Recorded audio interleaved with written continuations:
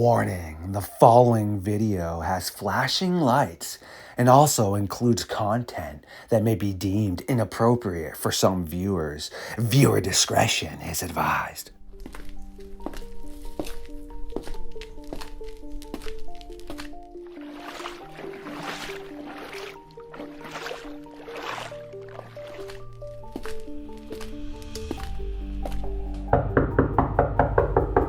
Small town monsters, yes. Heather and Aaron have once again found their way into the darkness of the fox den to awaken me from my slumber as we once again go on an infamous Dogman expedition.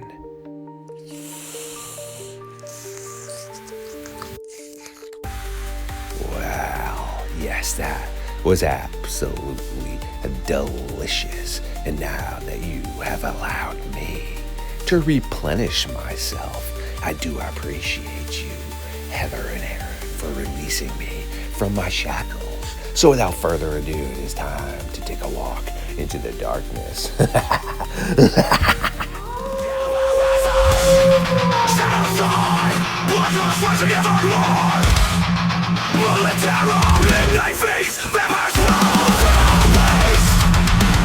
Stood up. I said, oh my god, it's a werewolf. And everybody in the car freaked out.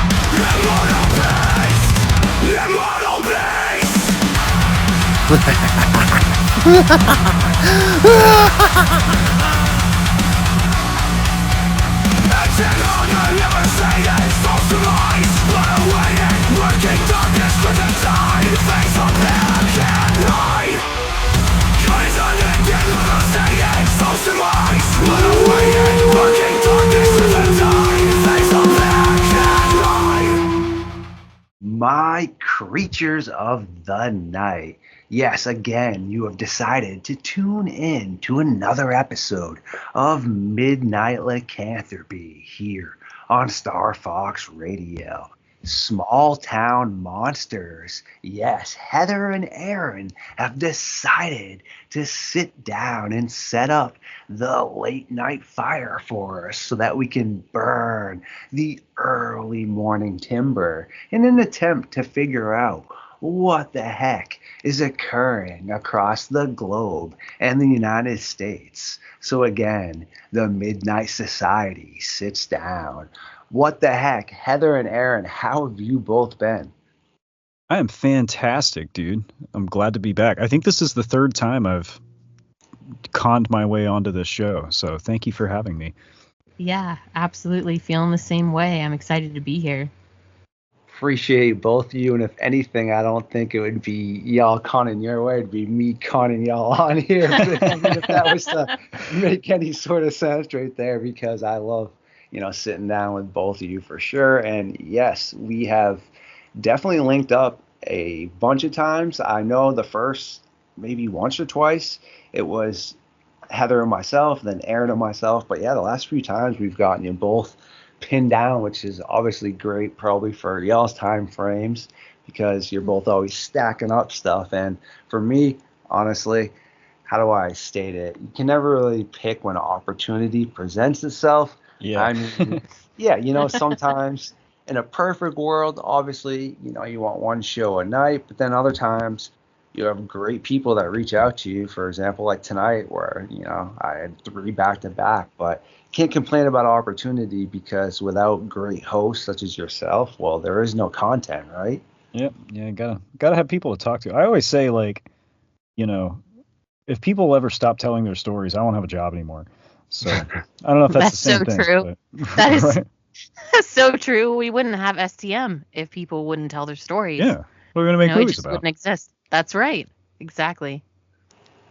Epic stuff right there. And well, what the heck? I know what y'all have been up to because I'm always subbed in there and I'm always trying to tune in whenever I can, even if I can't have the audio on because I'm doing audio on a video of my own. Right. Still got stuff up in the background. I've seen thank you. episodes, yes, of yours numerous times, just like I have Monster Quest and stuff. So yeah, I would definitely encourage everyone who doesn't know, which, I mean, there's no way anyone knows about myself and not y'all, but you definitely got to check out what they're pumping out over there at Small Town Monsters, because it is a very broad range of topics. Whereas here, obviously, I tend to cover prehistoric, modern day predator behaviors, missing people in the national forest near cave systems, unknown hyena, canine like sightings. But over there, yes, they have everything you could want, live streaming. Whereas obviously here, some people are like, oh, Star Fox, you hide behind your art. Yeah, someday when I have a better setup, I will present myself more. But you can see that hands on. You get to see everything they're doing. You get to talk to the witnesses, even though you're not there, because you can see them speaking to you. So yeah, go over there and check them out. And I know that they're always trying to churn out new things. So like the Kickstarters and everything definitely helps them out a lot. And what have you both been up to? We're just getting ready for this next Kickstarter, man, since you mentioned Mhm. it. Yeah. Absolutely. Yeah, we're celebrating 10 years this year. So this is going to be our biggest Kickstarter campaign yet. We have 4 new movies coming out this year, one of which is pretty Dogman centric. So, we can talk about that if you like. But yeah, that's kind of where most of our energy has been going lately. I spent most of today editing a media asset for our launch stream live. That was a weird way to say that. Live launch stream party. Awesome. An awesome media asset, we should say. An amazing one. I've seen it. It's great. Oh, thank you. I don't film things, so when I do, I know it's going to be bad. So my strategy is to just make this bad. But anyway, yeah, that's going on. So we'll be live on Thursday. I don't know when this is going to air, but it'll be available for replay if it's after that. But Thursday, February the 6th at 6:50 p.m. And we'll be running previews, doing trivia with giveaway prizes, just kind of hanging out while the Kickstarter campaign launches. So that'll be fun. And then we've got stuff coming out on YouTube. Heather is hosting a couple podcasts. That's going on. That's a thing. Yeah. We got the Lore coming back. And then Monstropolis is going with Mark and Seth and I. And yeah, it's a lot of fun to get back into the podcast realm for once. And also, we shouldn't forget House of Monsters, which is Aaron's podcast. So it's fun. Yeah, you've been doing great. So we have a lot to look forward to. And yeah, the biggest thing right now we cannot emphasize enough is the Kickstarter on February 6th, because it is, I mean, without community support, it wouldn't exist, right? So it's a huge thing for us, this Kickstarter that's coming. Yeah. Bam, listen to that beautiful stuff right there. And what the heck, I don't even have your links to your other podcasts or any of those things, because I only have Small Town Monsters that I'm sub to, and I do have the Kickstarter link up there. Right, it's a lot.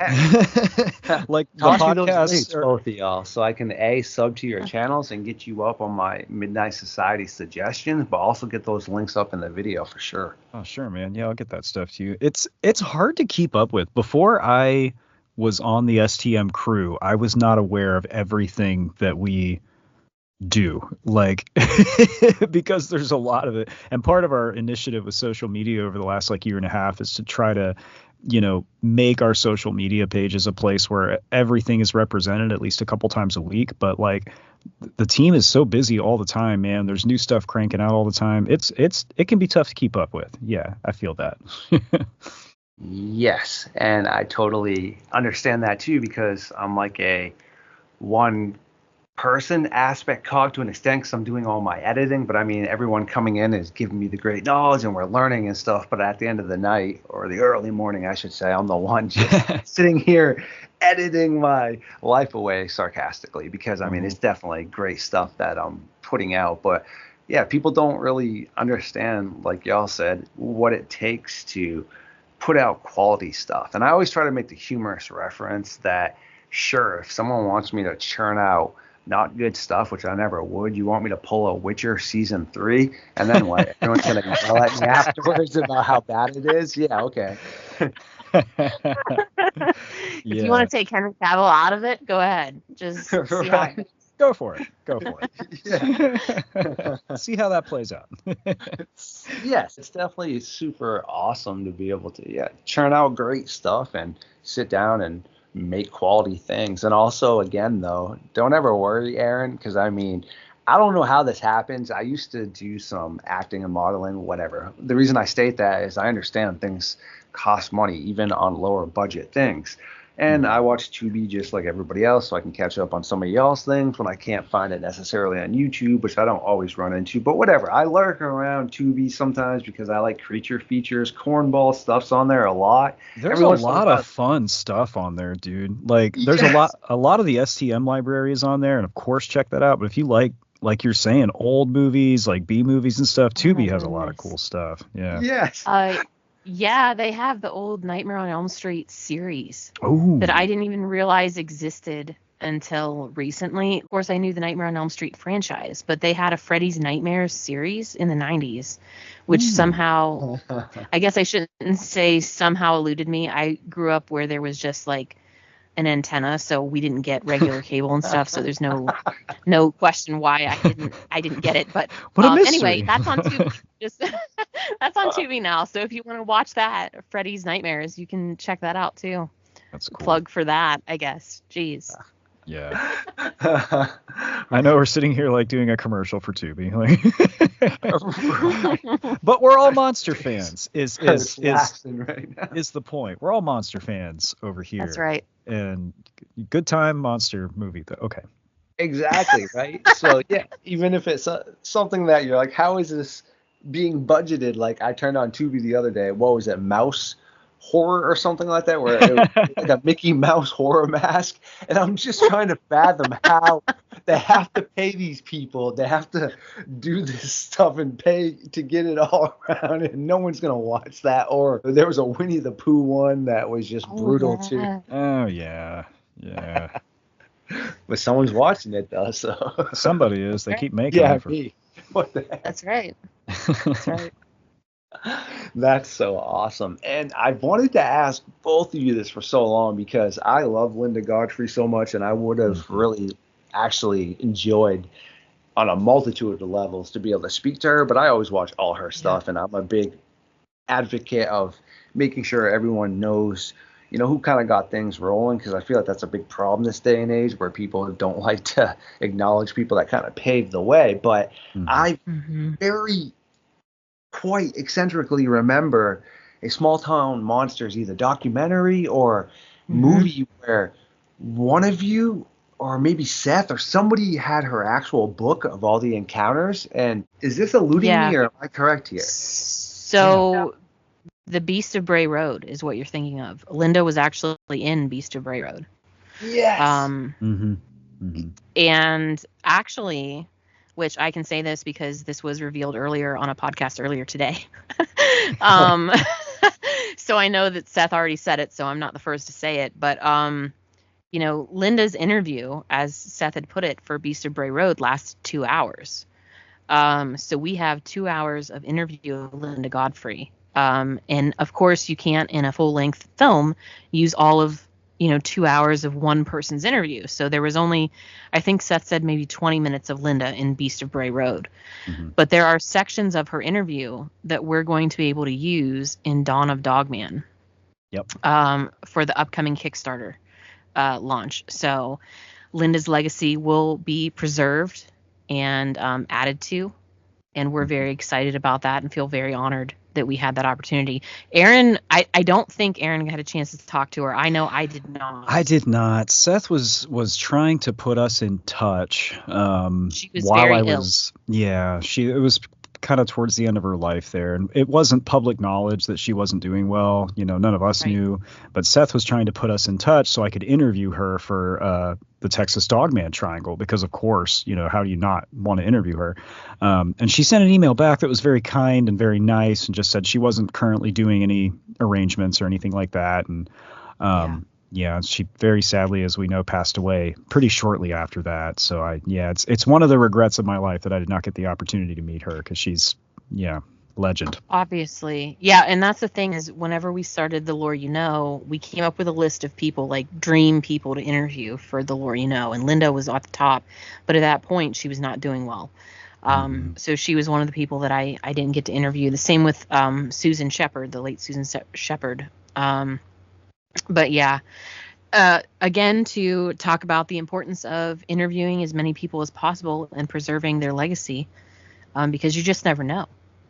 You never know. Great stuff right there by both of you. And it's funny because I always try to just tell everyone, make sure human testimonial. It's not always the most accurate, right? But I have a photogenic mind.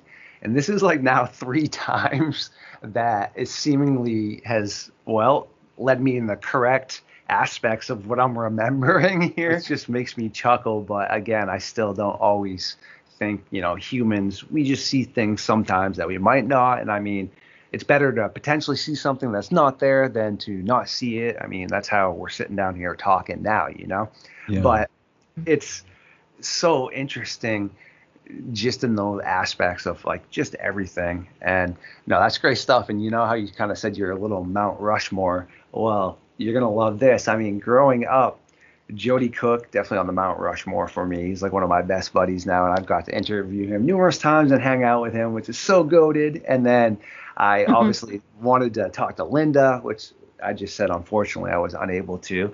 And then same thing, Monster Quest, huge fan of that growing up. And then wait a second, I get to text Doug Highcheck, and he's supposed to come sit down with me at some point. And I'm like, whoa, wait a second, super cool. And then fast forward, well, I wanted to always sit down and chill with Small Town Monsters because I always thought y'all were rolling out great things.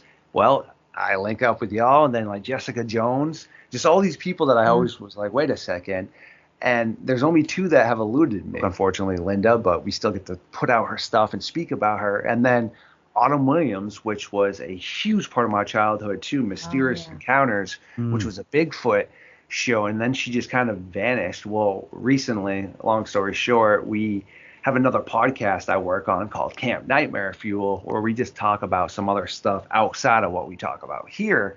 And our pilot episode was about more or less giving her the voice back that she deserved with evidence that people never mention her name on, like vocalizations. And more or less, we were able to track her down. And even if she never wants to come like on a podcast again and talk about this stuff, she knows that she's like appreciated and loved and things like that. And that's cool, man. Yeah, because she was kind of bullied out of stuff back in the day. So like you both just said, it's just really important, to give people credit, but also just, make sure you're presenting proper things, Yeah. And on Linda Godfrey, too, I almost forgot to mention this. Eli Watson, for his show Mysteries and Monsters, which is also on our YouTube, episode 8 or 9, I can't remember which, but it was called Werewolves of the North Woods. And there's actually some interview footage from that same interview with Linda in that episode that wasn't used in the Bray Road Beast. So, but, even there, that's an hour-long episode. There's not a ton in there, but that's another place you can see some Linda Godfrey stuff that's not anywhere else. Absolutely. Yeah, excellent stuff right there. Well, what else have you been up to, Heather? And then toss it Aaron's way after. I mean, what have you been diving into, like Dogman based, or anything sparking your mind, or you just been kind of focusing on some other potential projects or etc.?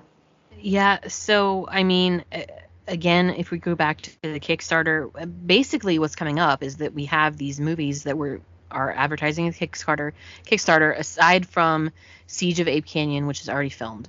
But we have, we're looking at the Bennington Triangle, we're looking at the Kinderhook Creature, we're looking at Dawn of Dogman, which is set in Michigan.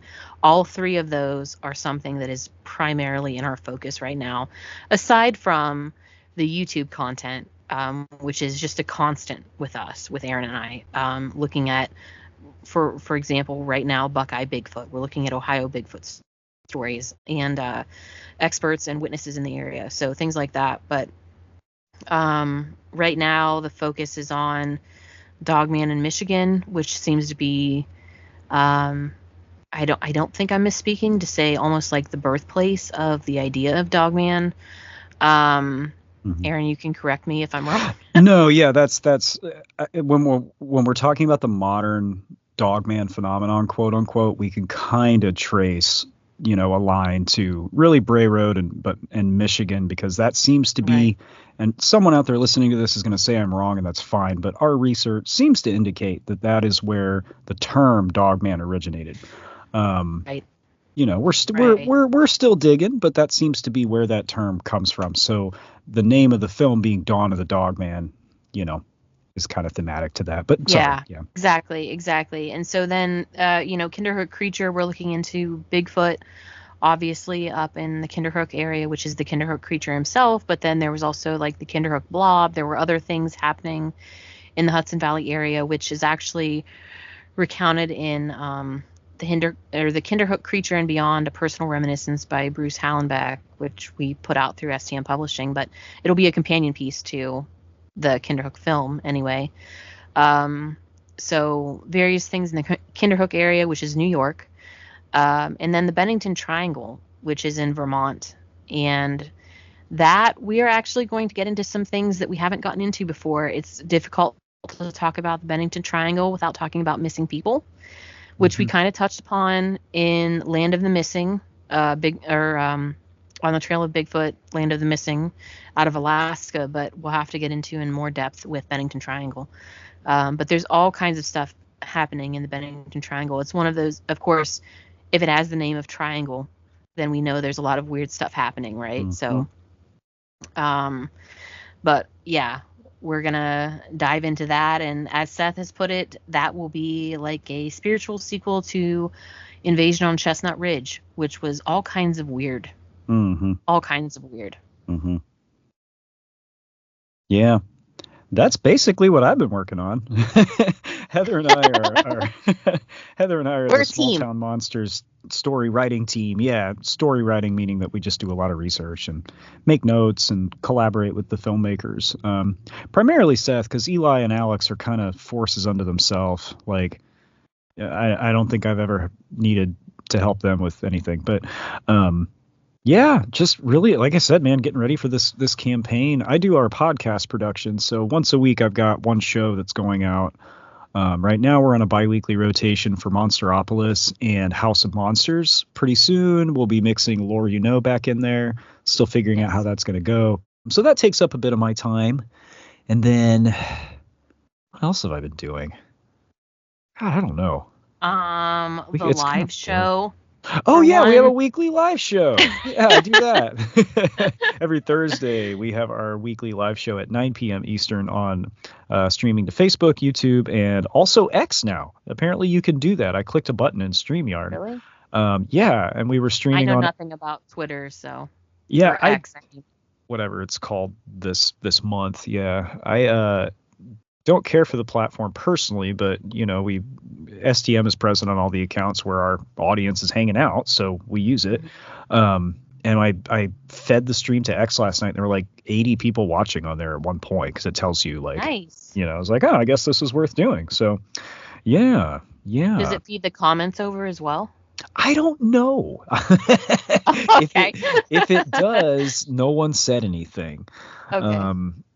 So I have no idea. I've never streamed anything to Twitter before. But yeah, sorry. Anyway, we do a weekly live show, and that's kind of our opportunity to interface with the audience and actually answer questions. And every week a member of the crew jumps on there with me, and occasionally we'll have special guests like, collaborators, people that have worked with STM who are maybe appearing in whatever production we have coming out that week, or if sometimes we air classic films on YouTube, like a lot of our older theatrical releases you can watch for free on YouTube. So if it's one of the older films, I'll try to get somebody who was in that movie, if they're able to be on. But yeah, it's a good time. It's all improvised. It's very, laid back, very conversational.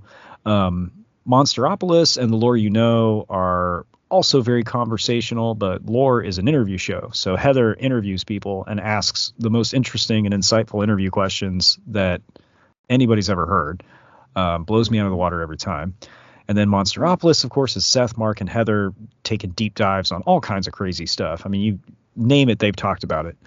And then House of Monsters is just me talking to a microphone, usually, for like 20 minutes. There's some music and sound effects in there. It's a little overproduced. That was kind of the idea going in, is that it would be overproduced. But yeah, podcasts are a thing that I spend a bit of time on. Yeah.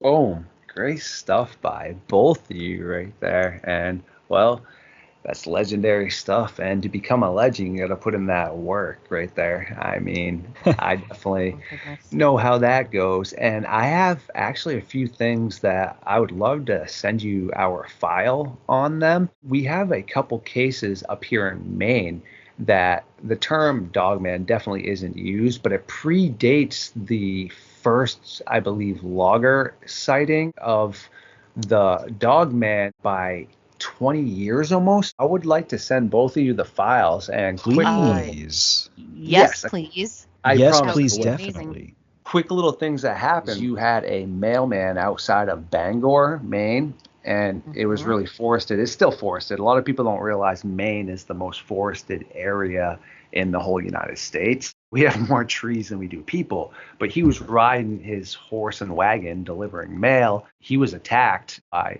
seemingly these bipedal, jet black, like wolf-like creatures. And after only firing a few shots at them, was he able to finally get them away. And he bolted back to town. And then you have another case of these local farmers that refused to go out into the field because some sort of strange canine was watching them and lurking out in the farm field. They didn't want to go back. I just have a hypothesis I've been working on with my science team, wondering if they came down from Canada originally and maybe popped into Maine and then could have popped over back in through Canada, down through like Toronto, into those areas, then hitting up Michigan and Bray Road. And with the indigenous cultures, they speak of these for a ton of times ago. But like you said, the term Dogman is more verified as a newer term. But I also have a ton of old school Canadian encounters that sound a lot like these jet black canines with glowing eyes involved with these missing people, I think, attacking and consuming them as well. I have a ton of things I can share with y'all that I think might pique your interest too. That'd be great, man. Yeah. No, I definitely believe the phenomenon predates any modern notion of like, oh, this is when we started calling it Dogman. Like, you know, I think that's when that word came into play. But I'm with you. I definitely believe the phenomenon has been present with us for much longer. That's why I wrote 2 books about it. But yeah, yeah, I'd love to see that, man. Definitely. Of course. Heather, what do you think? That sounds amazing, actually. And I'm curious because, we talk about, and Aaron looked into this as well. When you look into the French migration from Canada down into Louisiana, and that entire way down, you have the Lougarou, right, that follows down through that area, which turns into the Rougarou when you get into the Cajun-speaking areas. But I'm curious as to how many of those stories kind of follow that path of the French-Canadian migration down into Louisiana. Yes, excellent. And actually, up near the areas I told you with the farming and near Bangor, there was still a lot of, as my grandfather says, Frenchmen, because I'm French up there. It was a French dominant area from like Montreal and stuff that had come down. Wow. Really interesting right there. And I have something else that we've been potentially trying to figure out a little bit too. I really think there's a lot of primate and hyena involved. And yeah, there's some people that swear up and down that they see, something that looks like a canine. But also, again, hyenas and baboons and things look extremely canine-like-ish. I don't think it's fully canines. A lot of times when people are like, oh, well, where's the canine DNA, etc., or a canine can't be bipedal. Well, a baboon can. And if you look at the devil monkeys and the gugway and also the baboon-looking Dogman, well, now a baboon is quadrupedal, bipedal. They have this gait that people always report to us of going down on all fours, pushing up afterwards once it's gained momentum, and then running, on 2 legs for a bit. Also, they have hands that can bang on things. And if that stuck its head up out of the bushes to somebody that doesn't know what they look like, It's got an elongated snout like the yellow baboon. They have glowing eyes at night because they have to deal with leopards, so they basically have nocturnal vision. They do have pointy ears. They have huge, massive canines. This is just something that we're working on as a hypothesis. Just an idea, yeah. Yes, I have a pet squirrel, right? And when she's ticked off, she chatters her teeth. Whether she is ticked off at me that I'm getting ready to put her to bed, I haven't got her out yet. The neighborhood squirrels are too close, whatever. And some of our science teams have dogs that their other dogs don't do it, but a couple of their dogs will chatter their teeth. Primates love doing that as well when they're, ticked off, but also as a way of communication. Some of these cases, right? You have people that claim they hear what sounds potentially like a popping, right? Mm-hmm. Let's say for a second that it might not be a popping, but they're chattering their teeth, which would sound like that as it's like standing up. Because if you look at the Petrogah State Park incident with that guy and his wife, I believe Dave and Lisa, he claims he heard that, but then all of a sudden there was a couple more too. What if it was chattering its teeth because A, it was ticked off, but also communicating to the other ones around it as it stood up? I don't know. It's just interesting. Well, I can say that I've definitely known chipmunks or squirrels in this area, and they will not shut up whenever they feel threatened. So if it were that kind of thought, I definitely get it. Somebody's in the area, they're alerting not only, letting the alarm raise for themselves, but letting others around them know, hey, there's something threatening in this area, something that shouldn't be here. So I get that. Yeah, apparently I was also Googling this while you guys were talking, and dogs do chatter their teeth. That is a canine behavior. I thought I had read this somewhere, so I was just confirming it. It's not common. It's generally if they're cold or very hot. It may also be a sign of distress. So that is a known canine behavior. And I go back and forth on drawing parallels between Dogman phenomena and known canines, because automatically we're in the realm of the unknown dealing with the bipedal locomotion. But if we're to assume the phenomenon has any basis in the world of zoology, which I think at least some of it does, then I like to look at known canine behaviors and go, okay, is there room for this scientifically? And yeah, there is something to that. Canines do chatter or clack their teeth in certain situations. So, yeah.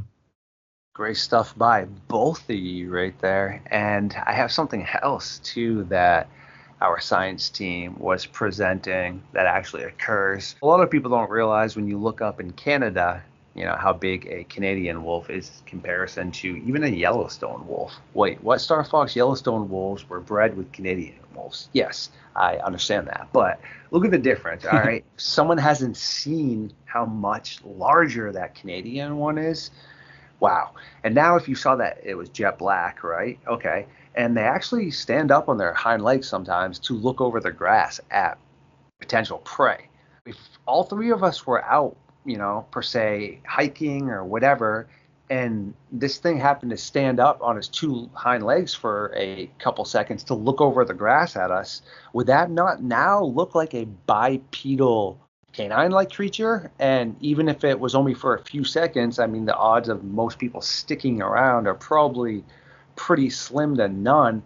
It's just really bizarre, but at the same time, interesting to look at it like that, because same thing with hyenas. Evolution usually doesn't revert itself. If you look at like that digit in the back of a canine's front paws, I mean, it doesn't seemingly ever revert. That's going to most likely, if anything, just dissipate completely. Whereas with hyenas, they have almost like a thumb, more or less, on their front. I don't even want to call them paws, because their front hands, paws, whatever, are much different than their back. And hyenas are interesting. They are related to mongoose and civets and ferrets and such. They love to burrow, which they do burrow, but they also love to be in trees and things. Not the hyena themselves, but their origins.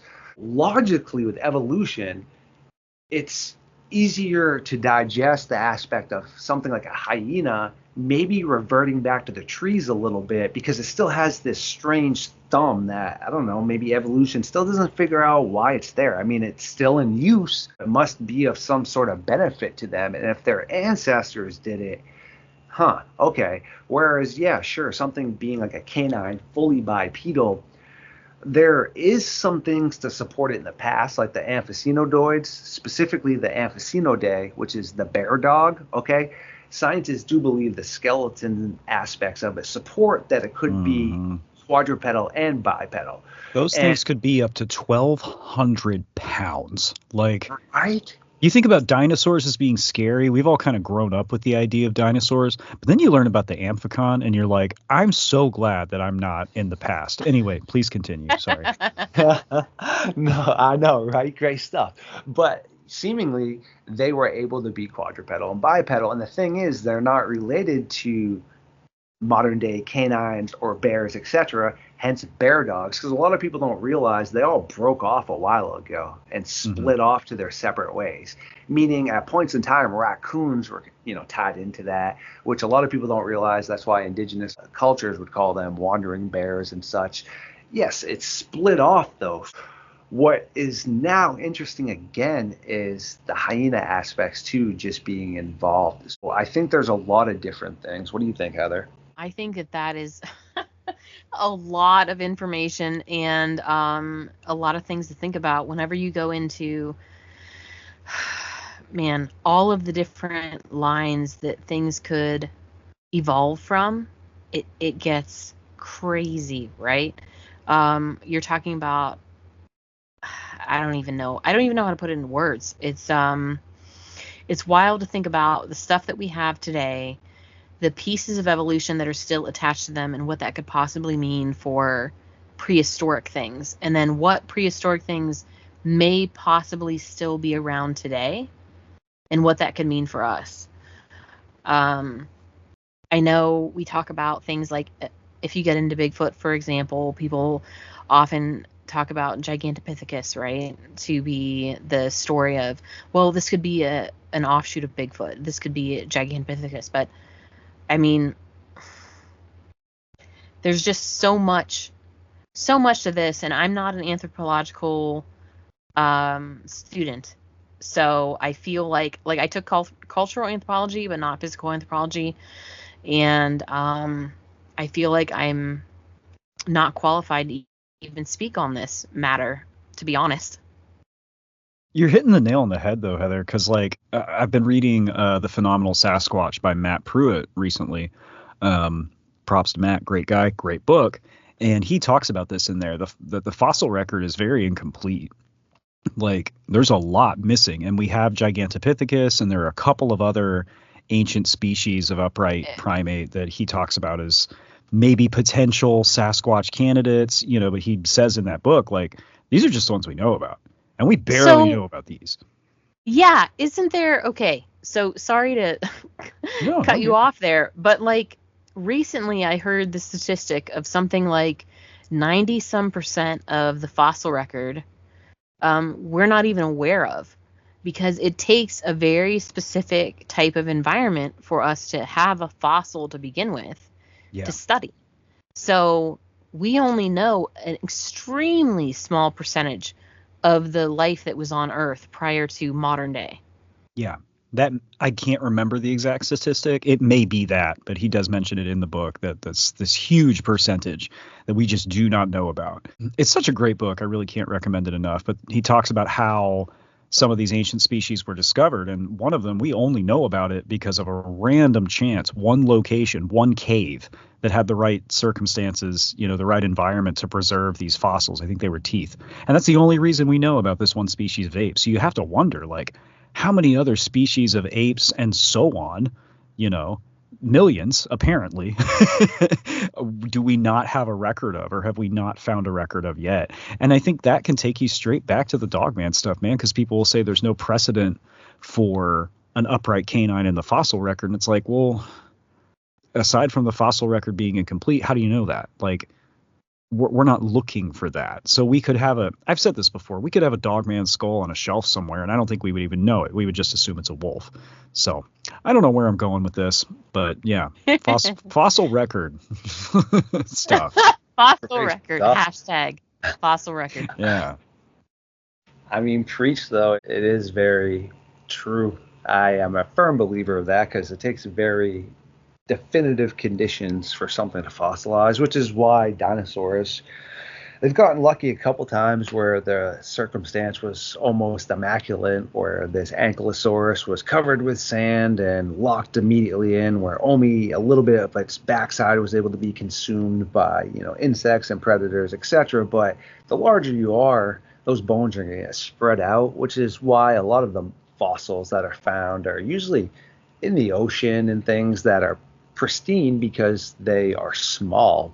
And the majority of things that roam the earth, yeah, we're probably never going to find them. I mean, I'm a huge nerd, and growing up, dinosaurs were my thing, but look at Tyrannosaurus Rex. They've never found complete skeletons. You find a piece of the skull here, some of the vertebrae here, and then the next one you might find a full kind of tail, etc. And then you're able to, kind of sit down now and be like, all right, well, here's how we believe this should properly fit in. And as we do, here in a little bit, got to let both of you roll. I have a couple things too that, again, I think might tweak your minds a little bit. I always try to think inside and outside the box. And as a journalist, I always try to, again, you have to play the devil advocate to yourself, meaning researchers, investigators, and journalists are different. I talked about that before on one of my podcasts, meaning as a journalist, I have to look at every aspect. Even if I think, oh man, this has to, in my eyes, be a physical creature,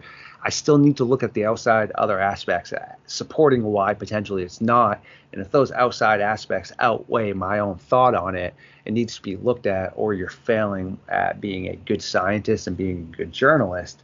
Well, I have looked into, the dog smiling as well, which is a sign of, things, canines being upset, etc.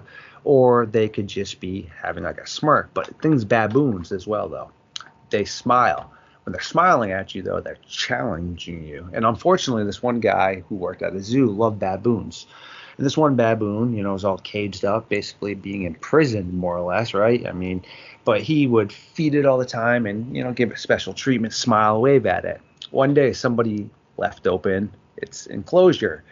What's it do? Finds just this one dude that was smiling at him and F's him up. Why? Because you were challenging his dominance. And he was locked up in a cage. And every time you smiled at him, he was like, all right, I'm going to come back and I'm going to get you. And you're not going to be able to do anything. And he was the only person he went after. Interesting right there because, everyone's always saying it seemed like it had a smirk on its face. Well, here's something else, too. As far as we know, no one's ever spoke about pack-oriented, human-feasting hyenas in Saudi Arabia. Are they using the caves, which like we think they are, with the cave hyenas and such, coming up? Or is it really spotted hyenas that came up from Africa? Or are we not being told there's a current species of either spotted or unknown hyenas there? Interesting. 347 years ago is when they believe mammoths are still kicking around on this small island in Siberia. Wait, what? Yes, 347 years ago, they have found evidence supporting that mammoths were still around this area. And Siberia is known to have people showing up with tusks that look like it has fresh blood on it. Could it be just from the permafrost? Who knows? But now science has stepped in and has this to say about it. And the very last thing I'd like to say is, well, same thing. I don't really dive into Sasquatch too much. It's super interesting. And, well, I do find myself sometimes still thinking about the topic. And I believe Aaron and Heather both hit it on the head with the Dogman aspect. There's more to it than just canine. Like we were all saying, hyena, baboon, ancestors, etc. Well, same thing with the Bigfoot and Sasquatch. I do believe there are certain areas where if you look at the behaviors, right, that does lean towards something a ape would do potentially, like some of the shoving of trees upside down. That's what large primates do. But also, if you look at other areas and how they're described, that falls more into potential ancient human ancestors of ours that if they would have bred with, this species at this point in time, kind of like Neanderthals and Denisovians, they really would have fallen into that line and been around 8 to 10, etc. feet tall. And that happens to be one of the things with wood knocking. Yes, apes do that, but also there are a ton of studies that support ancient ancestors of ours would do the same thing. We would bang on trees and basically hoot and holler back and forth to each other to deter these predators that had taken down large prey, just enough where we could go in, steal these large, nice pieces of meat before the predators basically just realized there was nothing behind the chaos right there. And yeah, as we tie this up, I basically would have loved to hear what you both think about that. Yeah, man, like it's tough. I have a theory, and this I'm not sure if this fits in with what you're saying. And I don't know if I even have the right to call it a theory because I'm not an archaeologist, but like in Mesoamerica, you have or what, used to be Mesoamerica, Latin America, you have the story of Quetzalcoatl, the winged serpent, who was this giant flying dragon thing, you often depicted as just a giant snake with feathers. And that's been around for thousands and thousands of years. Well, we just recently, in the last few decades, learned that dinosaurs had feathers. So, like, when we're talking about folklore and older stories, and then, cross-referencing that with modern archaeology, I always wonder, like, well, what if the folk tales of Quetzalcoatl represents the oral record of a real species? What if there really was some giant snake with feathers and these people remember it and we just haven't found it in the fossil record yet? So I don't know, man. Like, it's such a deep rabbit hole. You can go so far with it.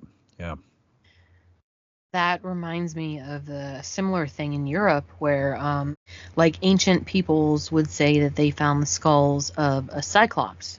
But it really, now we know, was the skull of a mammoth.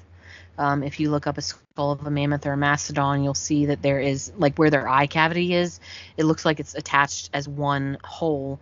But they would see those skulls, they would find them, dig them up, and say, well, there clearly was a giant here, a cyclops. So it makes me wonder, based on some of what our ancient ancestors have found, where these stories came from, what they could possibly be, what we know them to be now, versus what our folk tales have said previously. Yeah. Bang. Such great stuff by both of you. And I always just like to nerd out. And like I said, I try to direct the majority of my time to figuring out and what happened to people and try to bring some clarity to that topic. But I always just seep in knowledge because I love to learn. And getting to sit down with great guests such as yourself sparks that where you're like, oh, wait a second, open up that good old file cabinet upstairs and that file back there that you really had no aspects to speak about yet. Boom, let's get that out of here. We can at least get this knowledge out properly. So I appreciate both of you. Is there anything else you would like to touch base on before we let you legends roll? Man, that's everything I got. You really gave us an opportunity to cover the whole map. But yeah, I can't think of anything else, brother. I just appreciate you having us on, dude. It's always a pleasure to sit down and talk with you. Yeah, absolutely. I feel the same. And I think that the biggest takeaway from any conversation in cryptozoology right now should be that, we should record as much as we can with who we can, when we can, right? Because we just never know. And everybody has their own hypothesis. Everybody's got their own research. And I think that it's all worth recording. So, yeah. Mm-hmm. Great stuff right there. And no, I appreciate both of you and your time. Like I said, I appreciate the friendship as well. And before that, I still had a ton of love for you. I got more love for y'all now because you come and chill with me. But obviously before I was like, yo, these guys are awesome. But definitely make sure to keep on churning out what you both are doing and everybody else over there. And to the audience, yes, this will be the conclusion of the meeting of the Midnight Society for the early hours of the morning.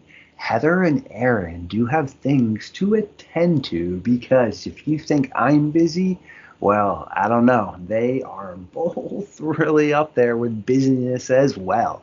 But you can go over and check out all the links we will have up to see what they're doing and also check out their Kickstarter. And a third option, you can always look at the playlist where we have previous episodes or your final option, yes, we will have them back on as soon as they get some time. So be on the lookout for that as well. But until then, keep it safe out there and be good people. And thanks for hanging out with us tonight. Thank you. Thank you, my friend.